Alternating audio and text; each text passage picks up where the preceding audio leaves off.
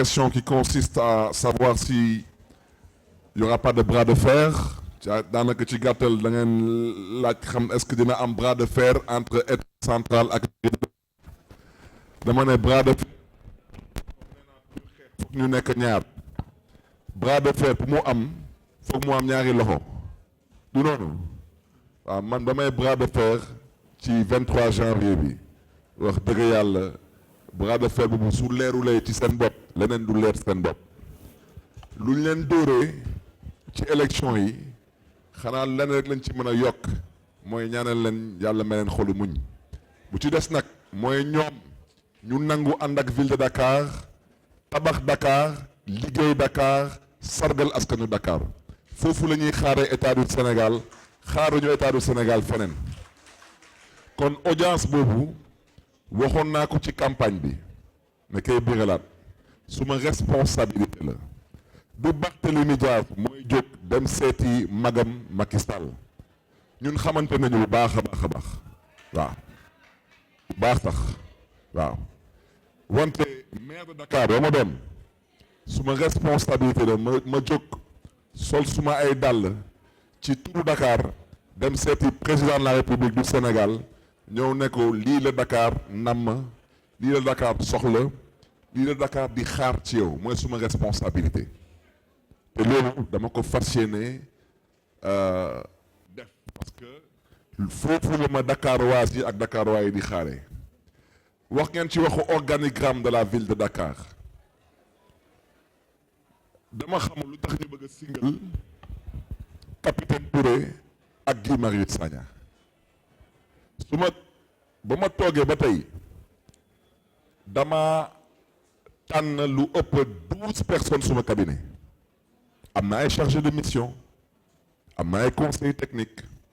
am na ay conseils spéciaux ñu ngeen di gis suma ginnaaw ñii ñëpp c'est le cabinet de la ville de Dakar lu tax kenn waxul seen wax yéen est-ce que xam ngeen benn waay bu ñuy wooyee Omar Blondin Diop suma cabinet mës ngeen dëgg tur gi mi ngi ci cabinet bi mës ngeen dëgg ci cabinet bi ku ñuy wooyee Mamadou Ka mi ngi ci cabinet bi mës ngeen dëgg ci cabinet bi ku ñuy wooyee Khalil Diack mi ngi ci cabinet bi lu tax nag ñoom kenn waxul seen wax lu tax ñu bëgg a singal Guy Marius Sagna ak capitaine Touré balaa may dee ñu ne ma waxu organigramme ñoom ñuy wax na ngeen dem xooli seen organigramme ak ngeen xool seen ay décision parce que une chose est claire mooy présidence de la République organigramme bu fa nekk mënoo fa am presque 300 ministres conseillers et conseillers techniques et chargés de mission mënul nekku fa waaw kon nag ñoom suñuy nekk ci seen maa tey man nangul leen seen maa tey wante nañ ma may man ma mën a liggéey suma liggéey nu ma ko yoon santaane ma bëgg nag wax ji leer constitution du Sénégal waxuma waxu décret xam ngeen décret président moo koy signé kon nag man décret safuma dama ne constitution du Sénégal di suñu alxuraan di suñu bible moom moo wax collectivité locale yi dañ leen baaxee libre administration kon nag à cet effet amul benn loi amul benn décret bu mën a ñëw tegu ci kaw loolu mënul nekk libre administration mooy man dama ne préfet may dégg kenn Sénégal amul sañ-sañ ne ma balaa ngay tànn nit sa cabinet da ngay jaar ci man ma jox la autorisation du ma ko def tey du ma ko def suba amut président Macky Sall ni ñu ko falee suffrage universel direct noonu lañ ma falee man suffrage universel direct man nekkoon naa fi député assemblée nationale du Sénégal président Macky Sall musul jaar assemblée nationale taxaw ne est-ce que man mën naa am conseil bi wala conseil B yaa ngi wax waxu organigramme soxna si kan mooy directeur de cabinet du président de la République man xaw ma ko wante lu ma leen mën a wax mooy lu loi bi wax loi nee na kenn mënul nekk directeur de cabinet du président de la République te amoo benn diplôme universitaire fa laa yem ci wax ci kon nag loolu la loi bi wax loolu la loi bi wax waaw man suma directeur de cabinet mi ngi nii titulaire de plusieurs masters, ancien directeur de l'hôpital régional de Saint-Louis, ancien directeur de l'hôpital Abass Ndao, ancien directeur de l'hôpital Albert Royer, titulaire de diplôme universitaire. waaw ñu ngi wax ci waxu capitaine Touré d'abord capitaine Touré d'abord tey dañ koy jaajëfee te ngeen tàccul ma capitaine Touré waaw parce que capitaine Touré dañ ko doon décorer tey Sénégal ñoom ba ñuy complot seen complot capitaine Touré su gëmuloon yàlla dama ne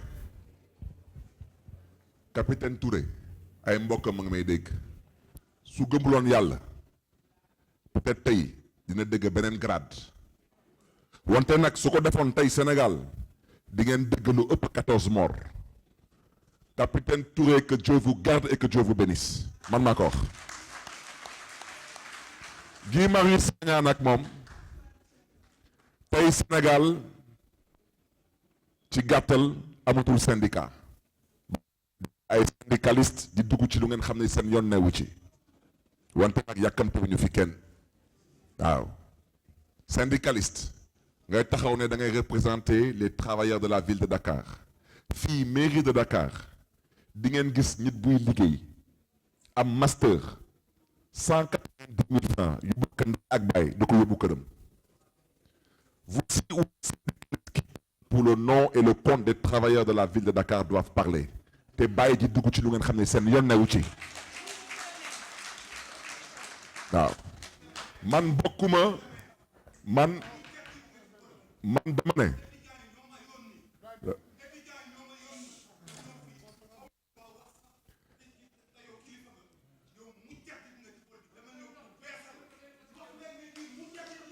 dama ne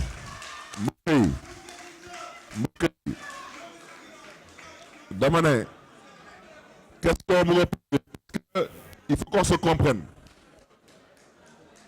ngeen may ma rek yéen waa presse bi ab déglu rek s'il vous plaît sénégalais ñu ñuy déglu ab déglu rek dinaa leen jox exemple parce que waxuma waxu conseiller technique en charge des affaires sociales et de la réinsertion parce que poste boobu ma ñëw poste boobu il a toujours existé la preuve à la ville de Dakar dafa am la DAS c'est la direction de l'action sociale mais su amee c'est l'administration mais ci bureau municipal bi am na adjoint au maire de Dakar en charge de l'action sociale loolu bureau municipal la mais ci conseil municipal bi am na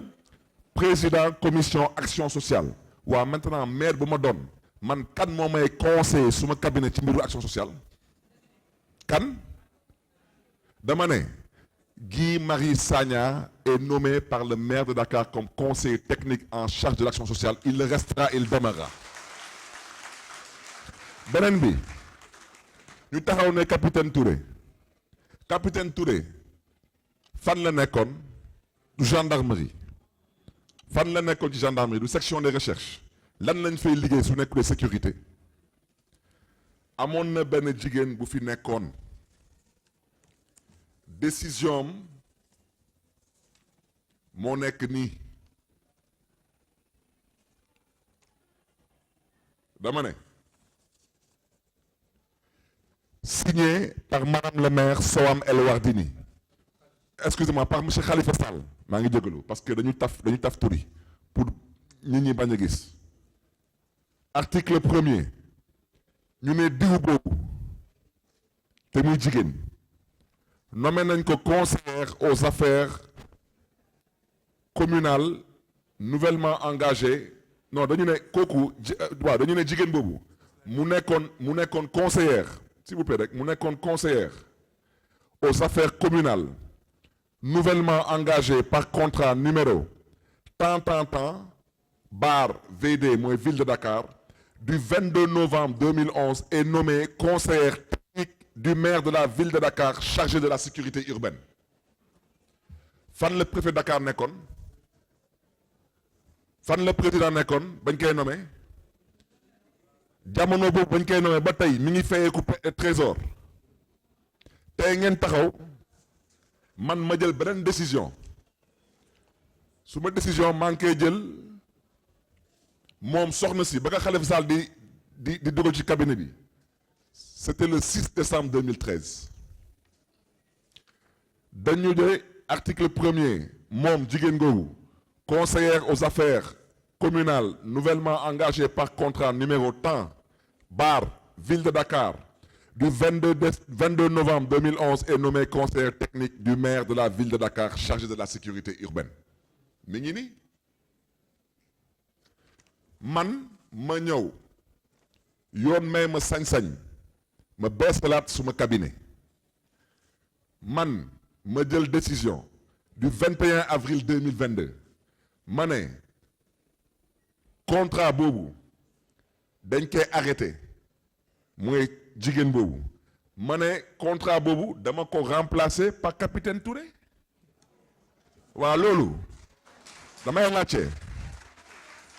damay laajte rek kana ci mën dara ñu ne ma dafa am benn waaye bu taxaw fa leen nekk xaw may wax organigramme maa ngi koy xaar fii laa koy xaar dama ne ces gens sont membres du cabinet et ils resteront membres du cabinet dama ne ku mu neex jóg def lu la neex man su ma jógee dinaa def lii di suma warugar su leen neexee sax dites à qui de droit même de bloquer même les salaires au trésor, je dirais à qui de droit de faire ce qu'il a à faire pour que les personnes qui ont contracté avec la ville de Dakar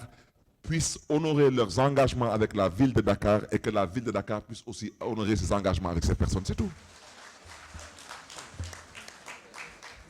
am na leen lu ma ci bëgg a wax parce que nag lu ëpp tuuru dama ne lu ëpp tuuru te nag xeex su jotee ku xeexul doo gor doo doomu gor dama ne capitaine Touré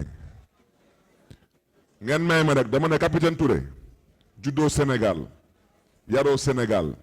dëkk Sénégal ñu nekk ko moom du liggéey Sénégal fii dëppul kees jaayul suuf dëppkatu kees yi xam nañ leen jaaykatu suuf yi xam nañ leen sàccul sàcckat yi xam nañ leen